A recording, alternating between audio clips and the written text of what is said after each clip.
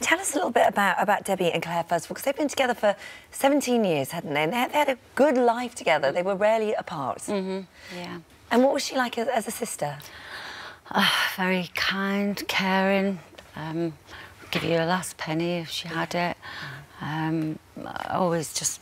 She was just an all-round good person. Yeah. And she had health problems, didn't she? Yeah, she had MS for about the last 25 years, and she'd also had a mitral valve replacement almost 2 years ago. So this was the reason on the 7th of March that she was going to the hospital, and Debbie was with her also. Clare was with her also. She'd gone along to support her. She'd gone for a routine blood test, and it was when they'd parked the car and they'd gone to the ticket meter to go and get the car out that this incident happened. So what happened? Well, Phillip Bull was dropping his wife off for her appointment, and there was an ambulance, but it's not an accident and emergency, it's just a drop-off point for patients who've got appointments. And it was clearly signposted that it was for ambulances only and not for public use, although it's not enforceable by law, but they are advised not to park there. But because his wife was elderly and frail, he wanted to drop her closer to the entrance. He let his wife out the car, gave her a walking frame to go into the hospital, and he started to reverse. I'd seen another car coming, and apparently his steering wheel's on a right lock. Right. I don't drive, I don't know what that means. And he'd put his foot on the accelerator thinking he'd put it on the brake. Oh, gosh. And he just kept on pressing and pressing. And then he sort of reversed back and hit a bollard, not a really strong one of these flimsy metal ones. And after doing that, he pinned Clare to the wall, killing her instantly. Oh, he'd also hit another member of the public, but they just had some scratches and bruises. And then Debbie went, obviously seeing what was going on, and went, excuse me, went to try and get out of the way. But because on an automatic car, apparently, if your foot's still on the accelerator, the wheels are still going, and the back end of the car was up, and it spun, and it hit Debbie and landed on her and crushed her. So they were both killed immediately? Yeah. It should never have happened. Had he not have been parked where he was, had he have done what Debbie and Clare were doing, and that was parking up, go and getting the ticket, this just would never have happened. Well, I mean, the judge's thoughts in court, this is some of what he said. He said he'd chosen to suspend the jail term after careful and considered reflection. I want to make the obvious point that nothing that this court can do can put right the wrong or restore the devastating loss that's occurred. The sentence that this court imposes is not intended to and cannot ever reflect the value of the lives lost. He told Mr. Bull, "You made a genuine and catastrophic mistake. The consequences were unforeseen and completely unintended. The fact is that you will live for the rest of your life in the knowledge that your unintended actions on this occasion resulted in the deaths of 2 people. That is your burden to bear." Now, you're not happy with the sentence. You think it should have been stricter.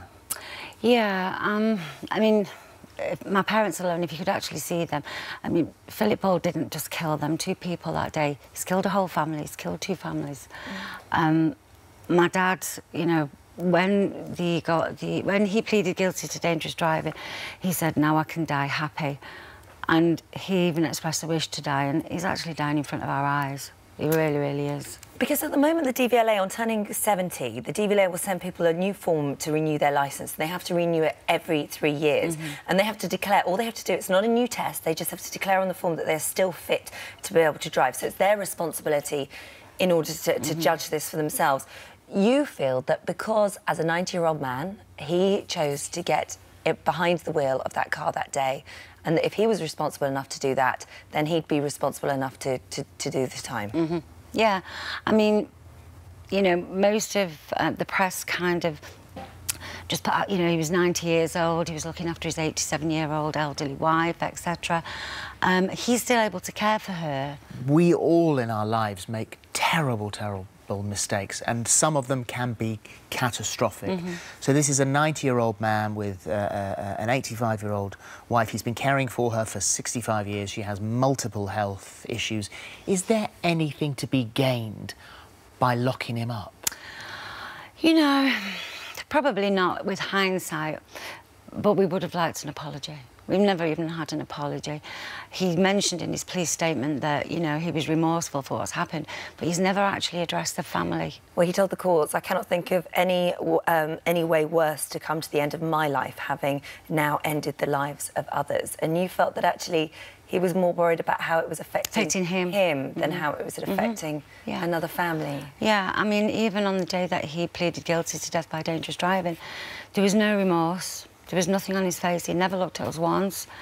And, you know, the pictures that you see in the paper of him just, to me, depict the sort of man that he is, that he's obviously got...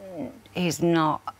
I don't think he's got any remorse for us, to be fair. What would you like to see happen as far as the law is concerned? Because we contacted the DVLA and we asked a spokesman about why elderly drivers aren't retested, and they actually refused to comment. So they didn't want to say anything. What do you say? I think, I mean, obviously, you know, people deteriorate at different ages, you know, 65, 70. My dad stopped driving when he was 72 because he knew he wasn't capable anymore. And, you know, it's easy to go to an optician's and they say, yeah, OK, your eyesight's it's not that good, but wear these. It'll be fine. But you can't wear anything, you know, to judge your capacity to react to situations, because there's no way at 90 years old you can react in a way that a 25, 30-year-old could. Yeah.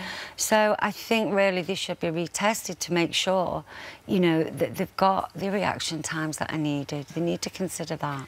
Well, thank you for coming today, and I hope as a family you find some way of moving on and being at peace with this. So sorry.